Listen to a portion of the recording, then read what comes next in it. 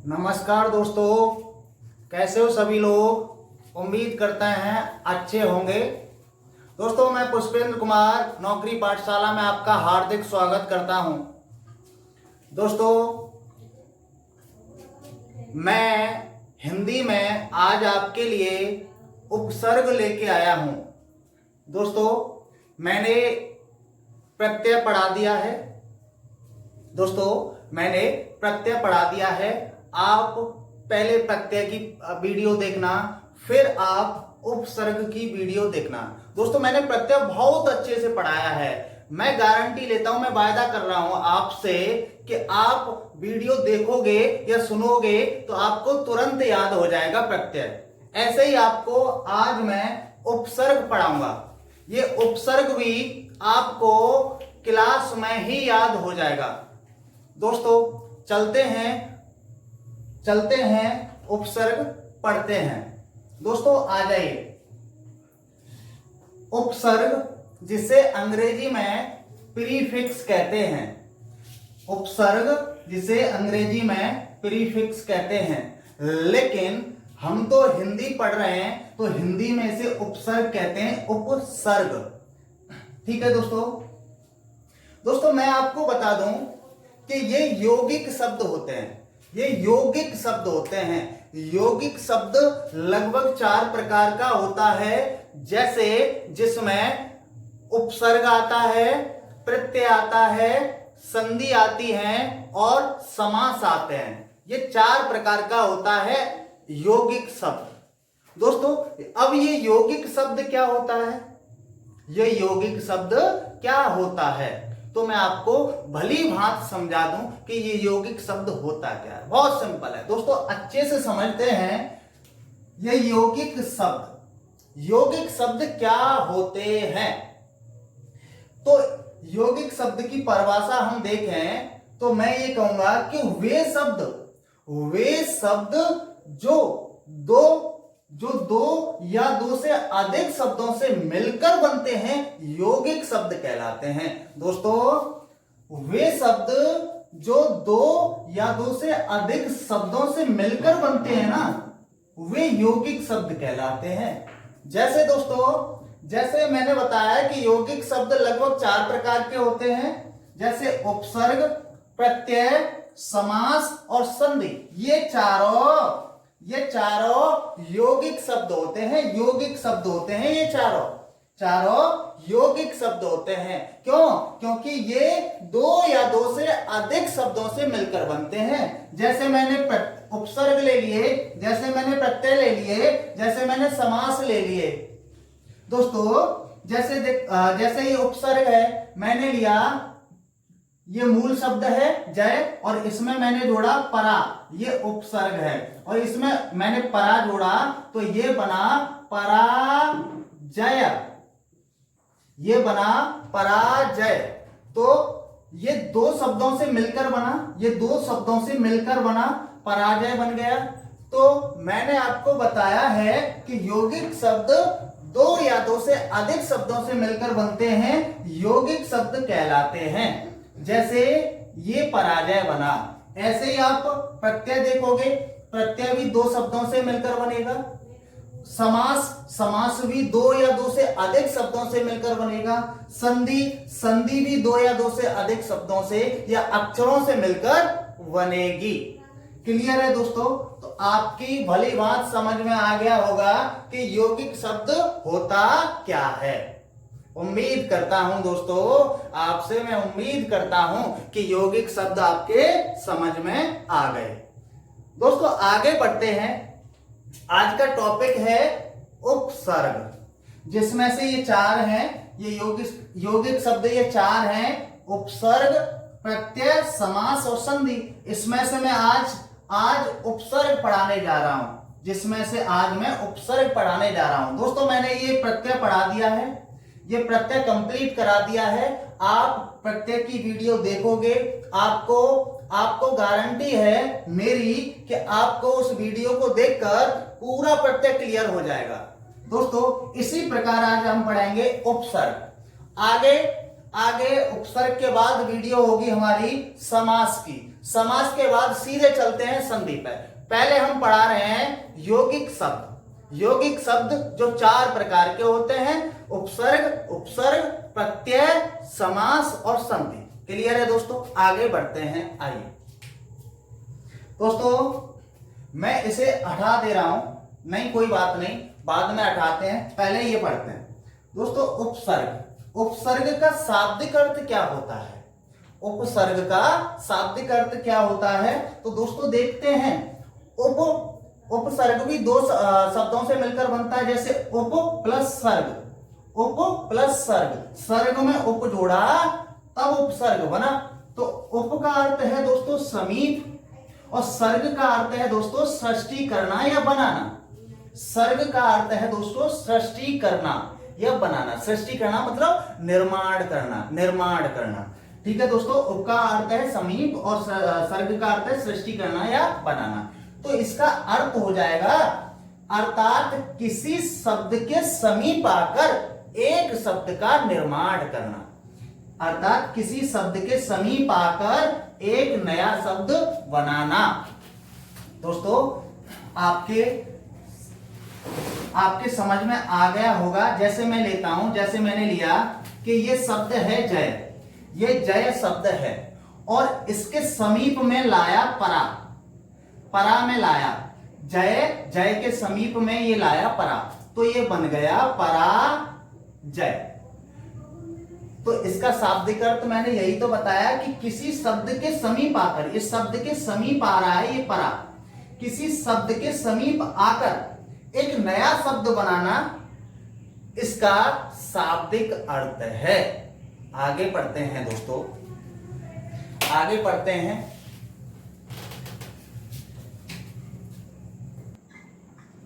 आइए दोस्तों उपसर्ग की परिभाषा देखते हैं कि ये उपसर्ग होता क्या है। ये उपसर्ग होता क्या है, परिभाषा देखते हैं।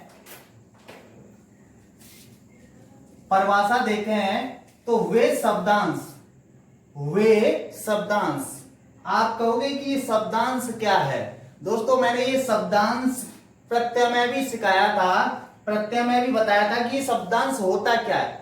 ये शब्दांश शब्द नहीं होता, शब्द का एक अंश होता है, पूरा शब्द नहीं होता। शब्द का तो एक अर्थ होता है, शब्दांश का कोई अर्थ नहीं होता। शब्द का एक अंश शब्दांश कहलाता है। आगे दोस्तों देखोगे, यदि फिर भी समझ में नहीं आए कि ये शब्दांश होता क्या है, तो आप प्रत्यय वाली वीडियो को देखोगे, वहां पे मैंने पूरा बताया है कि ये शब्दांश होता क्या है।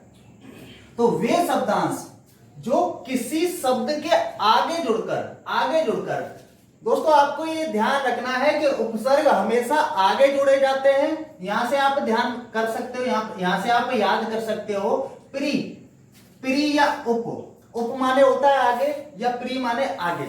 प्री मीन्स आगे, तो आगे आप ध्यान रखोगे कि उपसर्ग कहां जोड़े जाते हैं? आगे, और प्रत्यय कहां जोड़े जाते हैं? पीछे। आपको ये ध्यान रखना है, याद रखना है कि उपसर्ग आगे और प्रत्यय पीछे।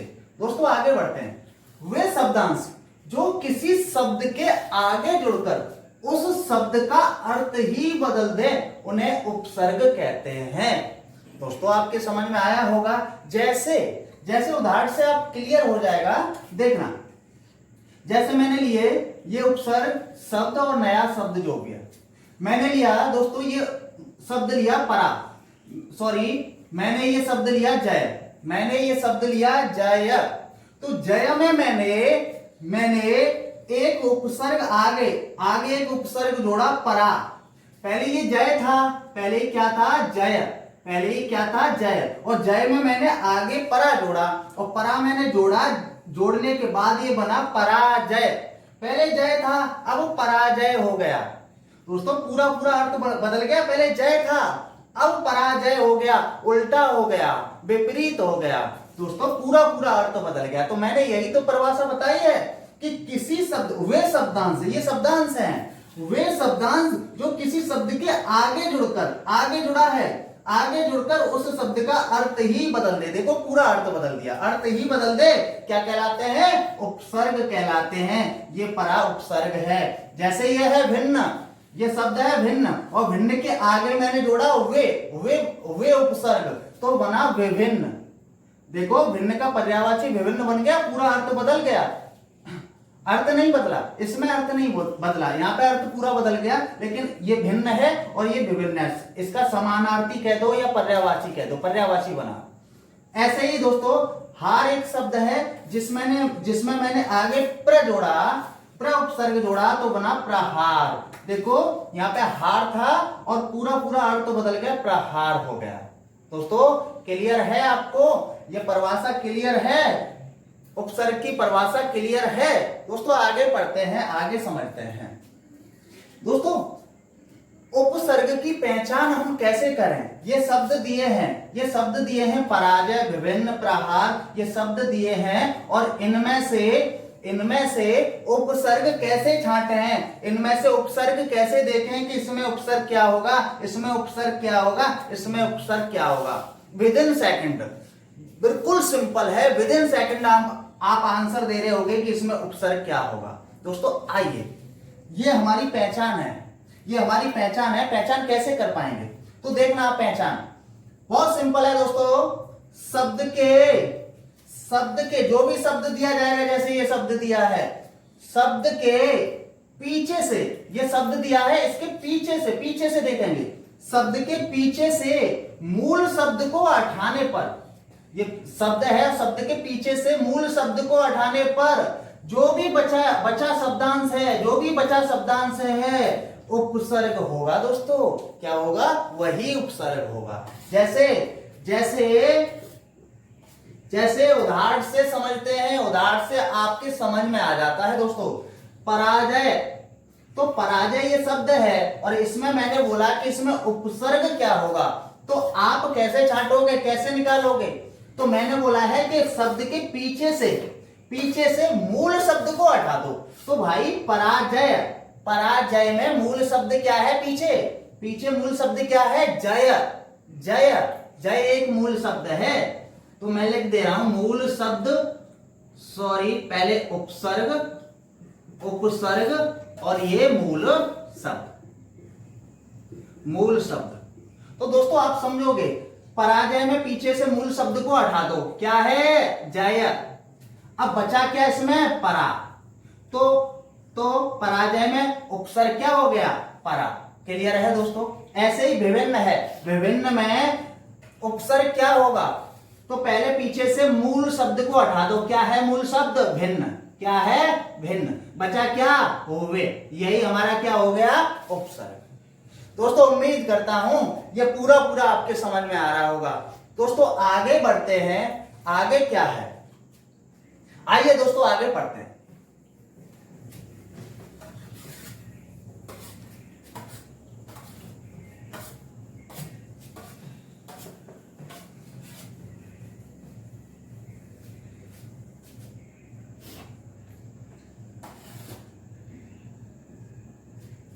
दोस्तों उपसर्ग के बारे में आपको 2-3 बातें याद होनी चाहिए, आपको 2-3 बातों की जानकारी होनी चाहिए। दोस्तों पहला पॉइंट यह है कि उपसर्ग हमेशा मूल शब्द में जुड़ते हैं। आपको ये ज्ञात होना चाहिए कि जो उपसर्ग होते हैं ना, उपसर्ग वो किस में जुड़ते हैं? हमेशा मूल शब्द में जोड़े जाते हैं। जो पीछे मूल शब्द दिया जाता है उसमें ही तो जोड़े जाते हैं उपसर्ग। क्लियर है दोस्तों? दूसरा पॉइंट है दोस्तों, उपसर्ग विधि से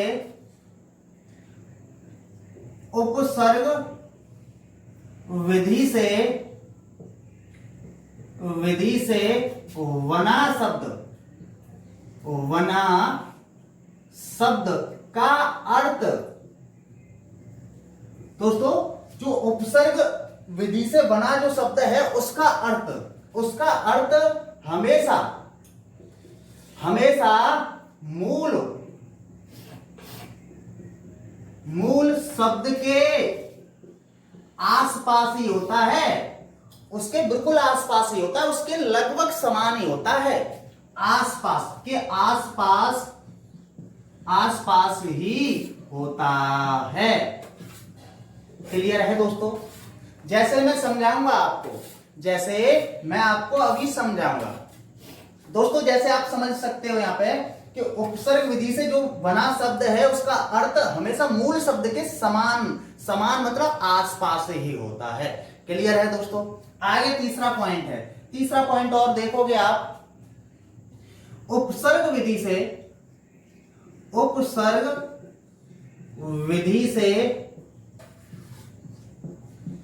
बना शब्द या बने शब्द, उपसर्ग विधि से बने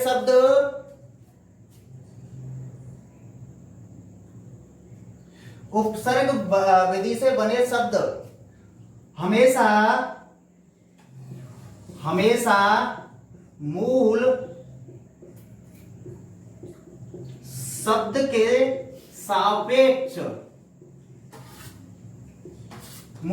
के सापेक्ष तीन तरह से अर्थ निकालते हैं।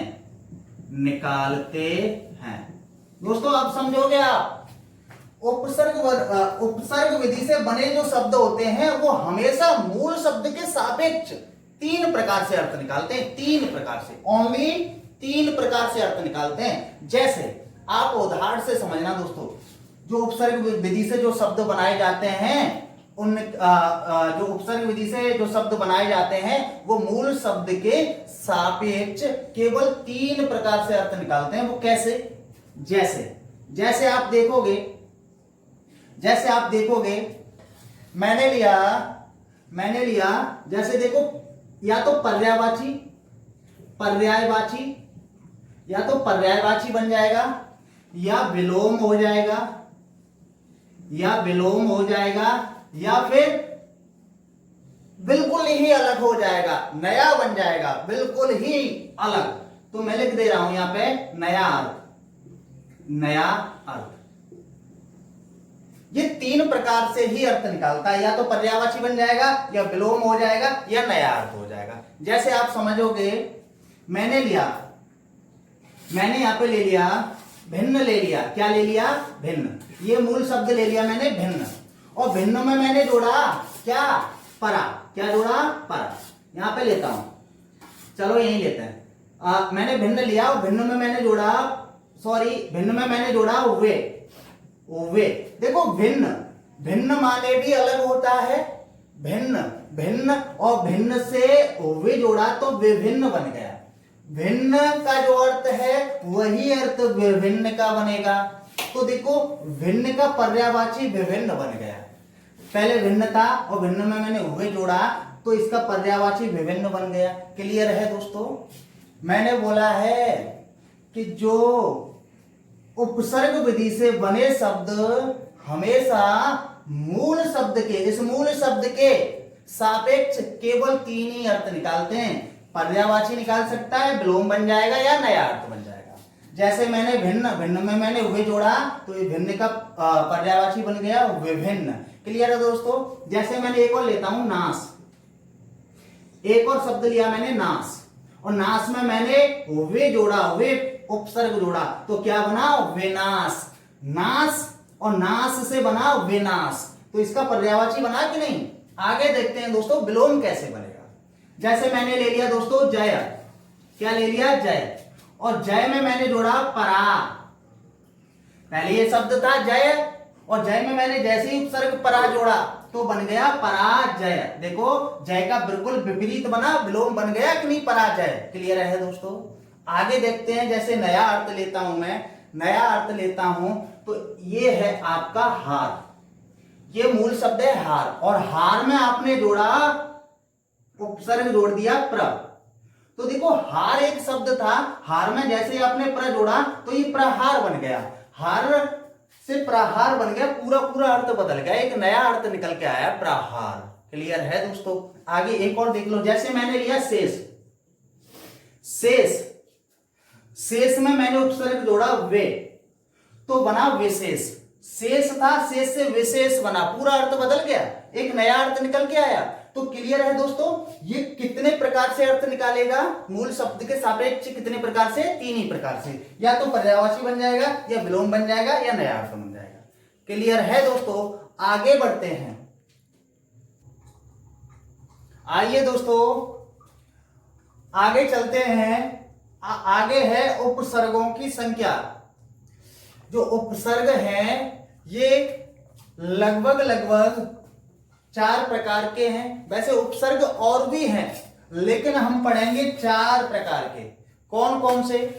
संस्कृत के उपसर्ग, संस्कृत के उपसर्ग, हिंदी के उपसर्ग, उर्दू, फारसी, अरबी के उपसर्ग और अंग्रेजी के उपसर्ग।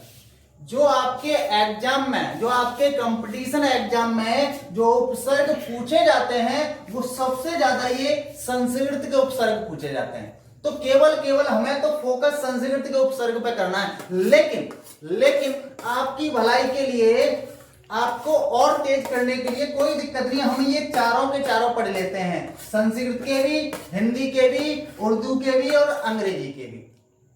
दोस्तों ज्यादातर ये वेरी वेरी इंपोर्टेंट तो यही है, संस्कृत के उपसर्ग। यहां से ही क्वेश्चन बनता है, यहां से ही क्वेश्चन बनता है। ठीक है दोस्तों, चलो पढ़ते हैं। दोस्तों संस्कृत के उपसर्ग 22 होते हैं। आप कहोगे कि ये 22 ही होते हैं। ये 22 जो संख्या है ये सामान्यतः है, सामान्यतः मैं लिख दे रहा हूं, ये सामान्यतः संख्या नहीं है। क्या दी है? सामान्यतः, यहां लिख दे रहा हूं, सामान्यतः है ये। दोस्तों ये सामान्यतः संख्या दी है। ये संख्याएं घट भी सकती हैं और बढ़ भी सकती हैं। ये क्लियर नहीं है कि ये संस्कृत के उपसर्ग 22 ही होंगे। ठीक है दोस्तों, ये सामान्यतः संख्या है, घट भी सकती हैं और बढ़ भी सकती हैं। आगे देखते हैं, संस्कृत के उपसर्ग 22 होते हैं। दोस्तों कैसे याद करें, कैसे याद रखें कि ये संस्कृत के उपसर्ग 22 होते हैं? कैसे याद रह पाएगा? मैं बता दूं दोस्तों, संस्कृत से आपको याद आ जाएगा सम, आपको याद आ जाएगा सम।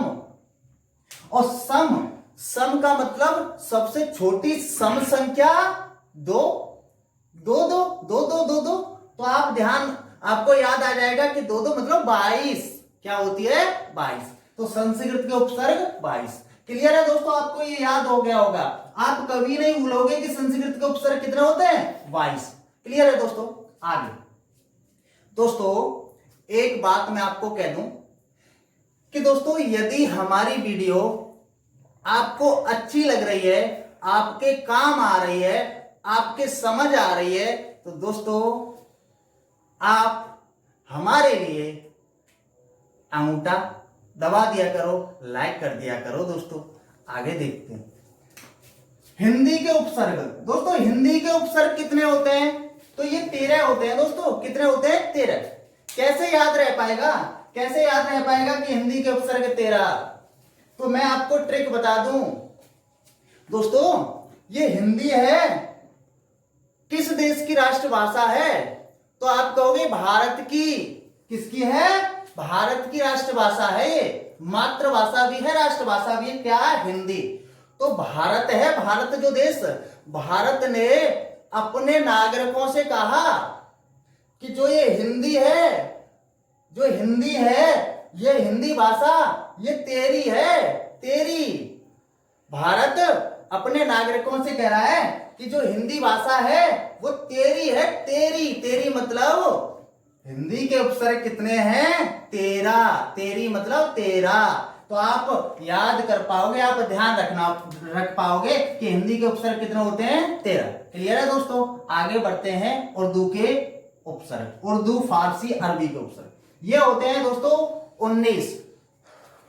दोस्तों आप बताओगे ये उर्दू भाषा सबसे ज्यादा कौन यूज करते हैं, कौन प्रयोग करते हैं? तो आप कहोगे ये मुसलमान भाई ये उर्दू भाषा ज्यादा यूज करते हैं। और मुसलमान भाई नवाज भी पढ़ते हैं। क्या पढ़ते हैं? नवाज। तो आप देखोगे कि नवाज वो कैसे पढ़ते हैं, ऐसे उल्टे हो जाते हैं, है ना, उल्टे हो जाते हैं, माथा टेक लेते हैं नीचे और वो नमाज पढ़ते हैं। तो ऐसे ही आप देखोगे कि नमाज कैसे पढ़ते हैं। देखोगे ये हम कहें कि ये अल्लाह बैठे हैं, ये अल्लाह है और अल्लाह के सामने ये नमाज पढ़ रहा है कोई मुसलमान भाई। तो मुसलमान भाई नमाज कैसे पढ़ेगा? ऐसे ही तो कर लेता है वो, बिल्कुल आकृति ऐसी तो बना लेता है जब नमाज पढ़ता है। तो आप कहोगे ये 9 की आकृति बना लेते हैं, 9 की आकृति बना लेते हैं। तो आप ध्यान रखोगे कि उर्दू तो मुसलमान भाई ज्यादा यूज करते हैं, प्रयोग करते हैं। तो मुसलमान भाई नमाज पढ़ते कैसे हैं? 9 की आकृति। तो आपको ध्यान आ जाएगा कि 19 उर्दू फारसी अरबी के उपसर्ग कितने होते हैं? 19। आगे बढ़ते हैं दोस्तों, अंग्रेजी के उपसर्ग कितने होते हैं? तो ये होते हैं 6। इनको याद कैसे रख पाए कि ये 6 होते हैं? तो इसके लिए भी शॉर्ट ट्रिक है दोस्तों, इसके लिए भी शॉर्ट ट्रिक है अंग्रेजी के उपसर्गों को याद रखने की। दोस्तों अंग्रेजी के उपसर्गों को याद रखने की भी शॉर्ट ट्रिक है। दोस्तों पसीना आ रहा है, हम पसीना पसीना हो रहे हैं। दोस्तों हम पसीना पसीना हो रहे हैं आपके लिए, हम मेहनत कर रहे हैं आपके लिए। क्या आपसे पैसा ले रहे हैं? क्या आपसे फीस ले रहे हैं? नहीं ना। तो फिर क्यों मेहनत कर रहे हैं? मेहनत आपके लिए कर रहे हैं। दोस्तों मेहनत आपको भी करनी पड़ेगी, हमारे साथ आपको भी पढ़ना पड़ेगा। तो दोस्तों आप पेशेंस रखिए और पेशेंस से इस वीडियो को देखिए और समझिए। आपको इसी वीडियो को देखकर या सुनकर वहीं इस चैप्टर का 100 में से 100% याद होने वाला है। दोस्तों आइए, अंग्रेजी के उपसर्ग कितने होते हैं? 6। इसे कैसे याद रखें? ये 6 होते हैं, इसे कैसे याद रखें कि ये अंग्रेजी के उपसर्ग 6 होते हैं? तो दोस्तों उपसर्ग होता है, उपसर्ग को अंग्रेजी में क्या कहते हैं? प्रीफिक्स। क्या कहते हैं दोस्तों? उपसर्ग को अंग्रेजी में कहते हैं प्रीफिक्स। और प्रीफिक्स में कितने अक्षर होते हैं? 1 2 3 4 5 6। तो हम कहेंगे कि अंग्रेजी के उपसर्ग होंगे 6। ऐसे करके आप दोस्तों पूरा याद रख पाओगे, कभी नहीं भूलोगे, जिंदगी में कभी नहीं भूलोगे। क्लियर है दोस्तों? आगे बढ़ते हैं। दोस्तों मैंने पहला लिया संस्कृत के उपसर्ग। ये मेन इंपोर्टेंट पोर्शन है, ये संस्कृत के उपसर्ग वेरी वेरी इंपोर्टेंट। यही यहां से ही क्वेश्चन बनते हैं, यहां से ही क्वेश्चन पूछे जाते हैं। वैसे देखो दोस्तों हिंदी के, उर्दू के और अंग्रेजी के उपसर्ग बहुत सरल होते हैं, थोड़ा कठिनाई होती है तो ये संस्कृत के उपसर्गों में। तो आप और लेकिन आज के बाद आप इस वीडियो को देखोगे तो आज के बाद आपको कोई दिक्कत ना आने वाली नहीं है इनमें भी। दोस्तों देखोगे संस्कृत के उपसर्ग, तो संस्कृत के उपसर्ग कितने होते हैं? 22। और 22 के 22 उपसर्ग मैंने यहां लिख दिए हैं। अब ये उपसर्ग आपको याद रखने हैं दोस्तों। क्या करना है? याद। आप कहोगे सर हम कैसे याद रख लें इन 22 उपसर्गों को, इतनी मेहनत नहीं होने वाली।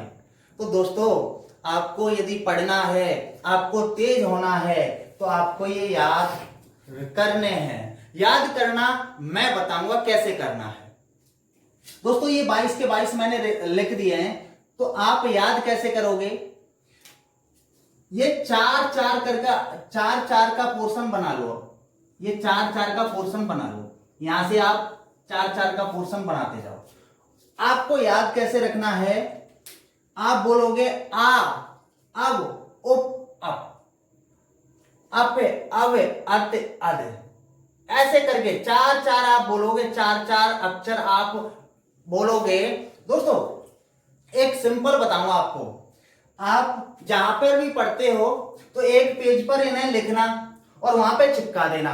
दोस्तों आप लगभग दिन में 1 से 2 बार ऐसे रिपीट कर देना, आ, अब, उप, अप, अप, अवे, अत, अद, ऐसे करके आप 2 से 3 बार रिपीट करोगे दिन में, तो मैं गारंटी ले रहा हूं कि 4 से 5 दिन में ये कंटस्थ हो जाएंगे, ये आपको कंटस्थ करने पड़ेंगे, ये कंटस्थ हो जाएंगे, क्लियर हो जाएंगे। जैसे ही क्वेश्चन पूछा जाएगा तुरंत आप क्लियर कर दोगे कि इसमें ये उपसर्ग होगा। क्लियर है दोस्तों? तो आपको याद रखना है आ, अव, उप, अप, अप, अवे, अत, अद, अनो, सम, सुने, वे, निर, निस, दुर, दस, प्र, प्रा, प्रतिपद। और 22वां होता है दोस्तों उत। क्या होता है? ये उत। क्लियर है दोस्तों? तो आपको याद रखने हैं ऐसे, जैसे मैंने बताया है। चलो दोस्तों आगे बढ़ते हैं। ये दिया है उपसर्ग आ से क्या क्या शब्द बन सकते हैं, क्या शब्द बन सकते हैं? तो एक एक शब्द ही लिखूंगा, वैसे शब्द काफी बन जाएंगे, लेकिन मैं एक एक ही शब्द लिखूंगा, टाइम वेस्ट नहीं करूंगा मैं। देखोगे दोस्तों, आ से बन जाएगा आ जन्म, जन्म में आ लगा दिया, आ जन्म बन गया। अब से बन जाएगा अवसर, अवसर, सर में मैंने अब जोड़ा, अवसर बन गया। उपकार, उपकार, अब उप से उपकार बन गया। अप से अपमान, दोस्तों अपमान। अप से अपिधान, अपिधान। अब से अभिमान, अभिमान। दोस्तों अभी से मान में मैंने अभी जोड़ा तो अभिमान बन गया। अत्य, अत्य से आप अत्यधिक कर लो दोस्तों, अत्यधिक, अत्यधिक, अत्यधिक, ये हो जाएगा दोस्तों। आप कहोगे सर यहाँ पे छोटी की मात्रा थी, यहाँ पे आपने आदि त बना दी। तो दोस्तों मैं आपको बता दूं कि जहां पर भी उपसर्ग में छोटी की मात्रा होती है, तो जो अक्षर जिस अक्षर पे छोटी की मात्रा होती है वो अक्षर आधे में बदल जाता है, आधे में। तो जैसे ता था, ता पे छोटी की मात्रा है तो आधे में बदल गया, अति का अत्यधिक हो गया। क्लियर है दोस्तों? अधिक, अधिक, तो अधिक का मैं अधिकार भी कर दूंगा, अधिकार। क्या हो जाएगा दोस्तों? अधिकार। अनु, अनु का मैं अनुकरण कर दूंगा। क्या हो जाएगा? अनुकरण। इनसे काफी शब्द बन जाएंगे, लेकिन मैं एक ही एक शब्द लिख रहा हूं आपको समझाने के लिए, आपको समझना है। आप इतने तो समझदार हो कि आप इनसे अपने आप क्वेश्चन, अपने आप शब्द बना सकते हो। इधर देखो, सम से सम्मान बना दूं, सम्मान। दोस्तों सु से सुकर्म, ने से निडर, निडर। क्लियर है दोस्तों? आगे देखोगे, वि से विकार, निर से निर्वल, निर्वल। आधा रा है दोस्तों, आधा रा है तो आधा रा में बदल गया। निस, निस से बन जाएगा दोस्तों, निस से बन जाएगा निष्कर्म, निष्कर्म। आधा सा आधे सा में। क्लियर है दोस्तों? दूर से बन जाएगा दुष्कर्म,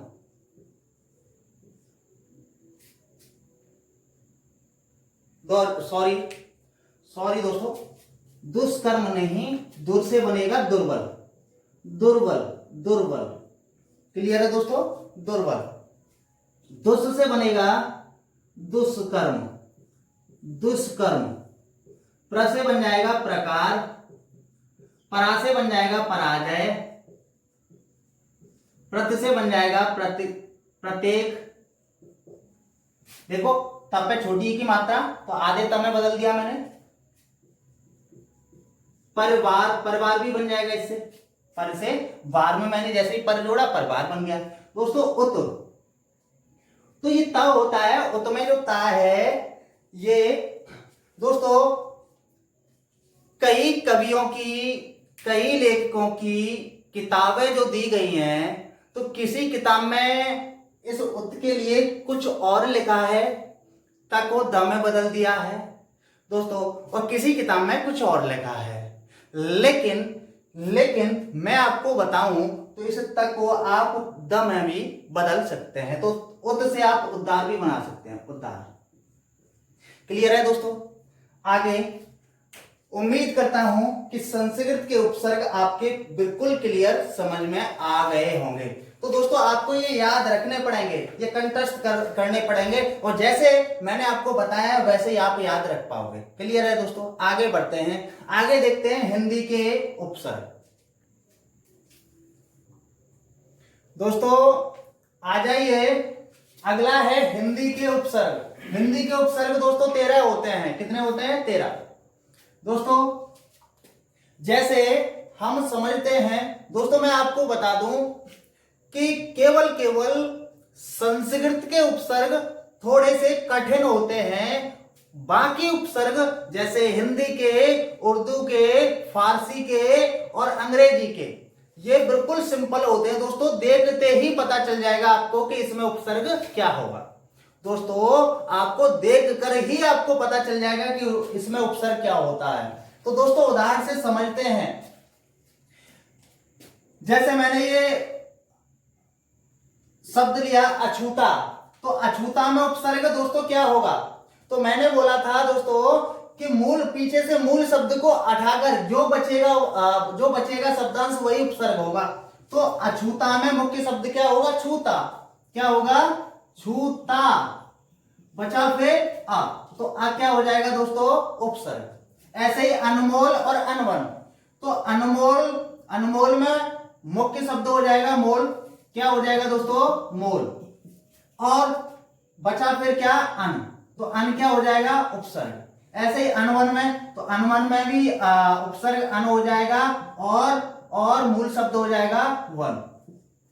दोस्तों कपूत, तो कपूत में आप समझ गए होंगे, अब अपने आप कर दोगे कि कपूत में मूल शब्द पूत, बचा फिर का, तो क्या क्या हो गया? उपसर्ग। ऐसे ही कुचैला, कुचैला में चैला, बचा फिर को, तो को क्या हो जाएगा? उपसर्ग।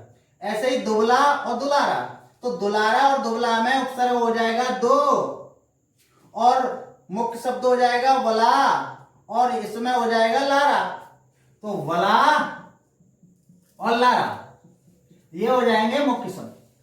निगोड़ा, निडर और निहत्ता में उपसर्ग हो जाएगा ने। आगे दोस्तों नी तो जुड़ रहा है, ने और ने। इसमें गौड़ा, मूल शब्द गौड़ा हो जाएगा, इसमें हो जाएगा डर, और इसमें हो जाएगा हत्ता, हत्ता। भरपेट में मूल शब्द पेट, और उपसर्ग हो जाएगा भर। ऐसे ही भरपूर में मुख्य शब्द हो जाएगा पूर, उपसर्ग हो जाएगा भर, इसमें उपसर्ग भर और मूल शब्द मार, भरमार। दोस्तों ऐसे ही सुडौल, सुडौल में मूल शब्द हो जाएगा डॉल, क्या हो जाएगा दोस्तों? डॉल, और उपसर्ग हो जाएगा सो। क्लियर है दोस्तों? तभी तो सुडौल बनेगा। तो आपको क्लियर है दोस्तों कि ये हिंदी के उपसर्ग कितने सरल हैं, कितने सरल हैं, देखते ही पता चल रहा है, देखते ही पता चल रहा है। अनमोल, अनमोल, अनमोल में अन, बचा फिर मोल, ये मूल शब्द हो जाएगा मोल, मोल को निकाल लो, अन बचा, यही उपसर्ग है। हिंदी के उपसर्ग देखते ही पता चल रहा है। जैसे दोस्तों सुजान लिया, सुजान, तो सुजान में मूल शब्द क्या है? जान, जान, बचा फिर क्या? सो, तो यही तो उपसर्ग है सो। ऐसे सफल, सुफल है वैसे सुफल, या सफल कह दो आप, सफल। सफल में मूल शब्द क्या होगा? फल, और बचा फिर क्या? स, तो स हो जाएगा उपसर्ग। सुफल है, सुफल में मूल शब्द हो जाएगा फल, और बचा फिर सो, तो सो क्या हो जाएगा? उपसर्ग। यही उपसर्ग है। ऐसे ले लो अधपका, अधपका में मूल शब्द क्या है दोस्तों? पका, क्या होगा? पका, और उपसर्ग क्या हो जाएगा? अध। ऐसे ही अधमरा में मूल शब्द मरा और उपसर्ग हो जाएगा अध। क्लियर है दोस्तों? 29, तो उन ये हो गया उपसर्ग, और बचा फिर 30, ये मूल शब्द हो गया। मैं उम्मीद करता हूं दोस्तों कि हिंदी के उपसर्ग आपको कंठस्थ याद हो गए होंगे, क्लियर हो गए होंगे। आगे चलते हैं दोस्तों आ जाइए, अगला है उर्दू, फारसी, अरबी के उपसर्ग। ये कितने होते हैं दोस्तों? 19। मैंने आपको बता दिया है। ये भी दोस्तों बहुत सरल होते हैं, ये भी देखते ही आप बता रहे होंगे कि इसमें उपसर्ग क्या होगा और मूल शब्द क्या होगा। दोस्तों आइए, जैसे उदाहरण से समझते हैं। मैंने एग्जाम्पल लिया अलबत्ता। अलबत्ता दोस्तों आपको घबराना नहीं है कि इतने एग्जाम्पल क्यों लेते हैं, तो एग्जाम्पल मैं ज्यादा लूंगा तो आपकी भलाई, आप जितने एग्जाम्पल पढ़ोगे, जितने उदाहरण पढ़ोगे, तो शायद इन्हीं में से आपके एग्जाम में आ जाए। ये क्लियर है, ये पूछे हुए, ये ज्यादातर पूछे जाते हैं एग्जाम में। ये जो शब्द लिए हैं ये ज्यादातर एग्जाम में पूछे जाते हैं। तो दोस्तों आइए समझते हैं। अलबत्ता, अलबत्ता में मूल शब्द क्या होगा? बत्ता, बत्ता, और बचा फिर अल, ये उपसर्ग होगा अल। दोस्तों आपको देखते ही पता चल रहा है कि ये उर्दू के शब्द हैं। अल, अल, कम वक्त, ये उर्दू के शब्द अपने आप दिख रहे हैं, अपने आप दिख रहे हैं दोस्तों। कुछ नसीब, दरअसल, दर असल, ये अपने आप लग रहे हैं कि ये उर्दू के शब्द हैं। ऐसे कमजोर और कम वक्त, तो कम जोर, जोर में मूल शब्द क्या होगा? जोर, बचा फिर कम, तो ये हो गया उपसर्ग। ऐसे कम वक्त में मूल शब्द वक्त, और यही होगा, यही उपसर्ग होगा कम।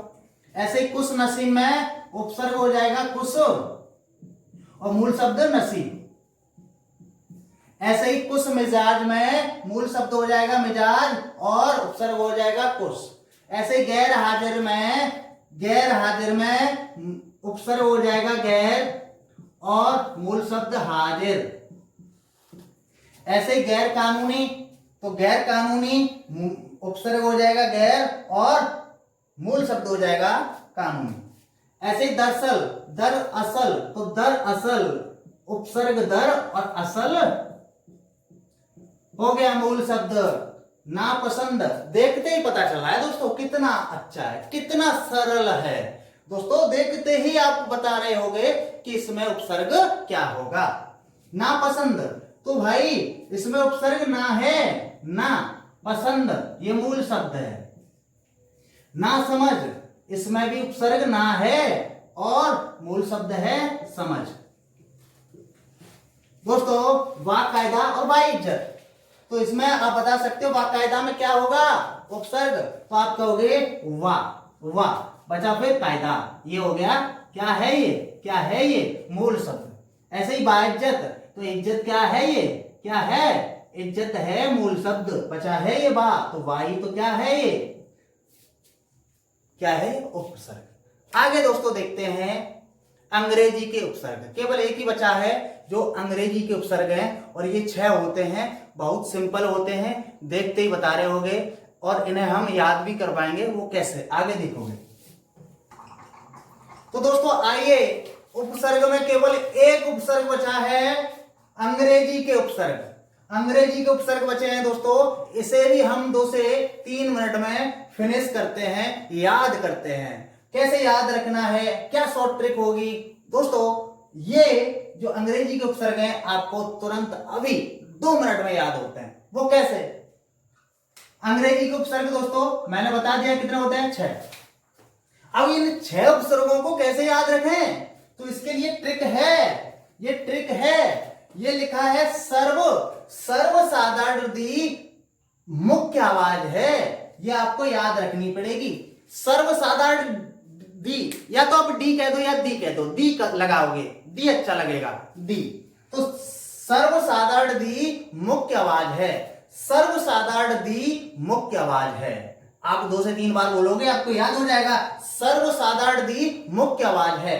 तो आप देखोगे सर्व, सर्व से आपको याद आ जाएगा सब, सर्व से आपको याद रहेगा सब, सब। ये उपसर्ग हैं, ये अंग्रेजी के उपसर्ग हैं सब। General, deputy, chief, vice, head, ये सभी ये 6 के 6 क्या है? अंग्रेजी के उपसर्ग। इन्हें याद कैसे करना है? सर्व से आपको याद आ जाएगा सब। साधारण, साधारण, साधारण, सिंपल, सिंपल साधारण तो होता है, तो साधारण मतलब जनरल, जनरल, जनरल भी साधारण होता है। तो साधारण से आपको याद आ जाएगा जनरल। और दी, दी, दी, द से क्या बनता है? डी, तो हम कह सकते हैं डिप्टी, डिप्टी। मुख्य, मुख्य, चीफ माने मुख्य होता है, तो मुख्य की इंग्लिश क्या होती है? चीफ। क्लियर है दोस्तों? तो मुख्य से याद रहेगा चीफ। और आवाज, आवाज की अंग्रेजी वॉइस, तो वॉइस से आपको याद रहेगा वॉइस, और है से हेड, है से याद रहेगा हेड। क्लियर है दोस्तों? एक बार और दोहरा दूं, सर्वसाधारण दी मुख्य आवाज है। क्लियर है दोस्तों? आगे आगे आइए, उपसर्ग, ये सभी उपसर्ग हैं 6 के 6, सब, general, deputy, chief, vice, head. दोस्तों सबका, सबका अर्थ क्या होता है? तो मैं कहूंगा अधीन, नीचे, अधीन, नीचे, इसका अर्थ होता है अधीन या नीचे। तो जैसे शब्द में इससे बनाऊं, इस उपसर्ग को आगे लगाकर शब्द बनाऊं, तो मैं बनाऊंगा सब इंस्पेक्टर। हम बोलते हैं ना sub inspector, inspector, sorry, sub inspector. आगे दोस्तों जनरल, तो जनरल का अर्थ क्या है दोस्तों? जनरल, तो जनरल, जनरल, जनरल का अर्थ क्या है दोस्तों? तो मैं कहूंगा प्रधान, इसका अर्थ होता है दोस्तों प्रधान। और इस जनरल से शब्द बनाऊं तो मैं बनाऊंगा general, general manager, manager, manager. ये क्या है दोस्तों? ये क्या है? ये अंग्रेजी का उपसर्ग है, अंग्रेजी के उपसर्गों से बनकर जो शब्द बने हैं ये है। आगे लेते हैं डिप्टी। डिप्टी का अर्थ होता है दोस्तों, डिप्टी का अर्थ होता है सहायक, सहायक,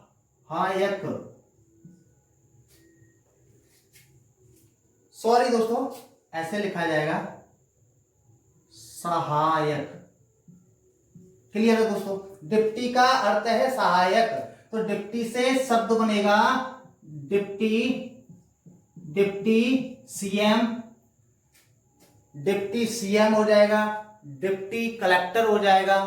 ठीक है, ये डिप्टी का अर्थ सहायक होता है। चीफ, चीफ का, चीफ का हो जाएगा प्रमुख, चीफ का अर्थ है प्रमुख।